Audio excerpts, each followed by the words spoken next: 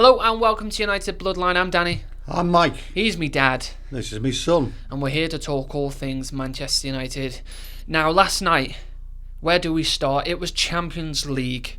If you could put a Champions League game together, I think on paper that was it. 4-3. Give me your thoughts, Dad. Well, I thought United played really well. I mean, it certainly had a right sort of mentality, and I think that's it looks good. I mean, on the media at the moment they do want to slaughter United, and I thought last night lots of good signs from the game, definitely. Yeah, absolutely. I think we spoke obviously before the match, and I think ourselves and a lot of United fans were very apprehensive going into this game off the type of form we come into this game, losing quite a few of the games, conceding, for fun, which ended up kind of being one of our biggest issues for the game, which we'll go into a moment. But actually, I think United did far better than a lot of people expected, far better than I thought. And one of the greatest things I thought more than anything is they just showed a bit of heart. Despite of conceding goals and everything else, they just seemed to show a bit of spirit to want to go back up the other end and get the goals rather than it becoming a 4-5-6-0 slaughter. I think, well, the areas I think Ten Hag's will look at is the defence side at the moment. For some other reason, players aren't tracking back, and that game was last night, and leaving gaps, and there was a couple of goals scored there to me that could have been avoided. Yeah, I don't think Bayern Munich were particularly impressive. They had moments, but I don't think they were fantastic by any stretch of the imagination. I think Manchester United matched them for a large portion of that game. And for me, for the first 20 minutes, like Brighton, we were the team on top. I'd even go further than that. I'd say for a large portion of that first half, United were the better team. Better than Bayern Munich. I don't know what you thought. Well, I think that what changed the game, unfortunately, Onana in goals. I mean, gift-wrapped in goal, really. It's.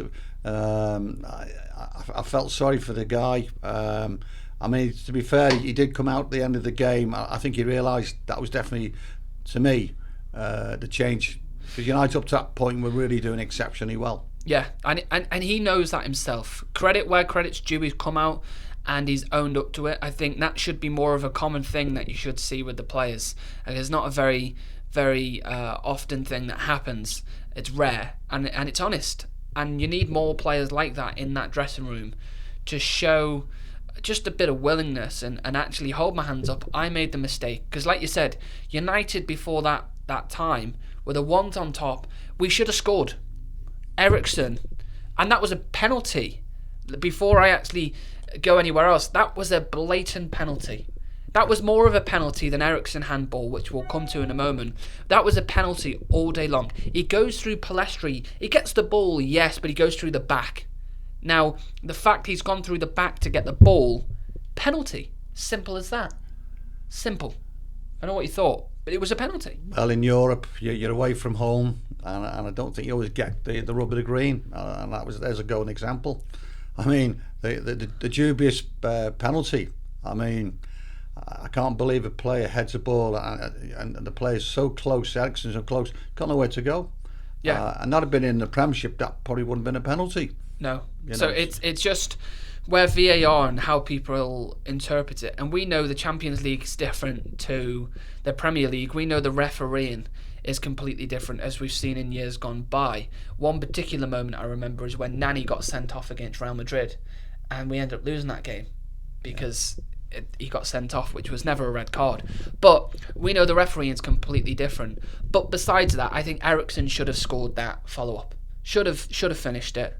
And for like I say, large portion of that first half, how we didn't score a goal is worrying, because there was plenty of opportunity there for us to score the goals. I think again, we talked about Højlund, and I thought he took his chance well. I mean, he's certainly in the right places. He's got himself in the right places. It's very similar type of goal which was disallowed against Brighton last week.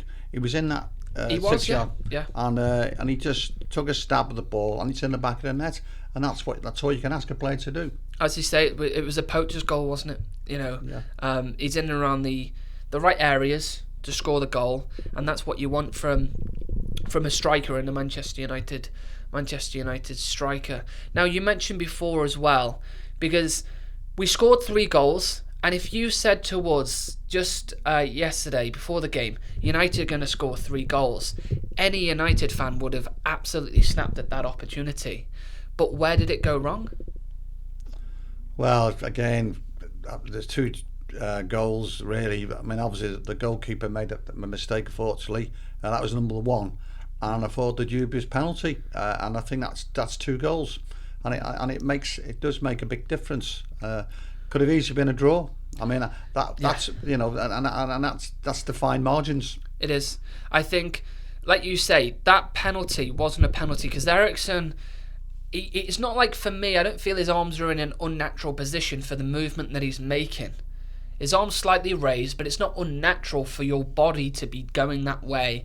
Having played football, it's not unnatural. So for it to then be given as a penalty changes the complexity of the game, because then it becomes 3-1. Harry Kane gets his goal, but United have just scored with Højlund and can start to build the momentum.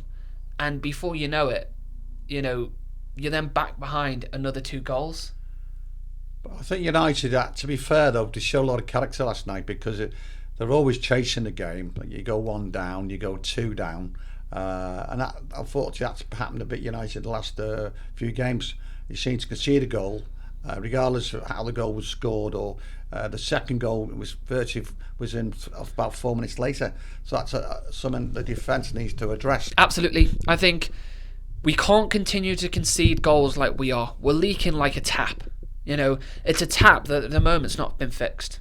Forget the mistakes from Onana and the penalty. There's still 2 goals there that were conceded. 3 goals against Brighton. You can't continue like that, because ultimately, if you're leaking goals, you've got to try and make up for it the other end, and there's no way you can.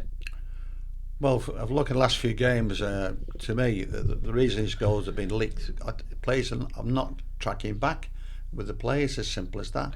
Yeah. And that's something can be addressed in training. It's about it's knowing your position and where the danger players are, and make sure you track these players back. But is it something you address in training, or is it something wrong with the players that they just cannot be bothered to run back? There was times, again, I was watching last night, where there was just the willingness. Scott McTominay, not to single him out, but he was a great example. Come on, the last 20-25 minutes, he should have more energy than the rest of the players who have been on for 70 or so minutes, right? And I seen it. One of the Bayern players, don't quote me who it was, but they were sprinting. Scott McTominay jogging. Bruno Fernandes gets into the box before him, but was further behind him. And Scott McTominay is just lethargically running back into the box. And I think it was at about 3-2, something around there, before it became 4-2. And it was so frustrating to why there was just no desire to want to get back into, stop a potential goal, ultimately, which was really frustrating to see. Now, United, like I said, I think they played well, and I'm going to give them credit. Hopefully this can be the moment where we kick on from. You can't blame Ten Hag for what went down last night in 2 of those instances, because they're not anything he can do anything about. But I think the way he set the team up, we actually played well for a large portion of the game. And I hope from here on forwards, this is going to be a momentum shift. We're going to kick on, and we're going to get back to somewhere that we need to be. I'm fairly confident United will come good. Obviously at the moment the media love it, and there's a lot of hype around United's performance at the moment. But there's quite a few players who are very close to coming back, and I do believe it will have a big impact on the United team. At the moment, I look at individual performances. There's 1 or 2 last night did have really good games. Casemiro last night was somewhere near his best. You know what I mean? You could see the will to get in there, and he scored 2 goals. and Exactly. that's the passion. That's the experience of playing in Europe. He knows what it's all about. Yeah, he's multiple serial Champions League winner, and he knows that competition like the back of his hand. So he's a great player to have in that team now, going forwards into the games that we have continuing in the Champions League. So, like I say, I think, there's areas where United could have improved last night, but I'm going to give credit where credit's due. It wasn't as bad as I thought it was going to be. I was fairly happy with the performance in many aspects. There was individual pieces that we could go into and be here all day. But 4-3 at the Allianz Arena, besides us conceding 2 goals that we could have stopped, I thought, United played well, and I'm going to give them credit where credit's due. I think in the other game, Copenhagen and Galatasaray, they ended up a draw. So Which is good. Yeah. So I think that's gone into United's favour. And certainly from day one. I mean, obviously, Bayern Munich are the favourites, and I think United will get that second spot. And so I have no reason to think any different at this stage. I believe United can get results against the other two.